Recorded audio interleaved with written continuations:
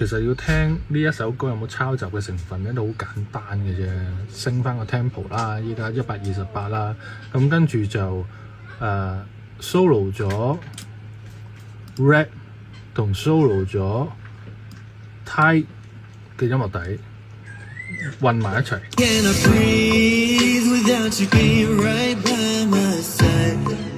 好啦 ，solo 翻韓國嘅音樂底。好啦 ，solo 翻香港嘅歌手嘅聲音同埋韓國音樂底。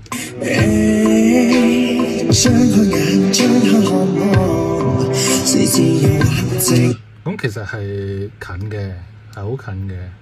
咁係咪要咁選取咧？呢個方法咁啊，當然呢個就製作人先知啦。係啦，製作人先知啦。咁當然歌咧做出嚟啊，未必話真係招呼做歌嘅朋友噶嘛。好多時都會招呼到啲 fans 啊，呢個係第一身噶嘛。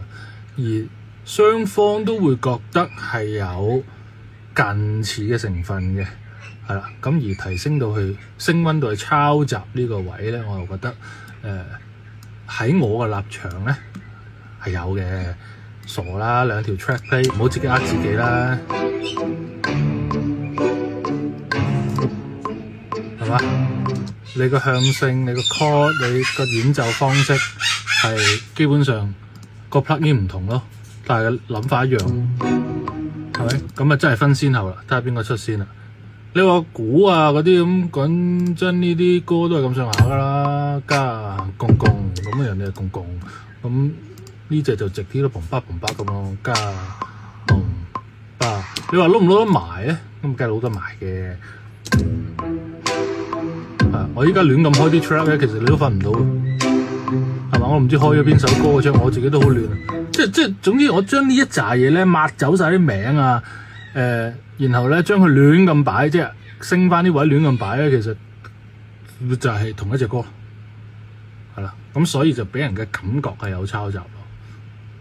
咁啊，呢個最簡單咧，就唔使又話整啲譜又逐粒音喺度對抄啊抄，冇抄冇抄咁簡單。咁咪冇抄咪話冇抄咯，咁咪抄佢都唔會講噶啦，係咪先？唔需要拗，我覺得呢樣嘢咁樣咯。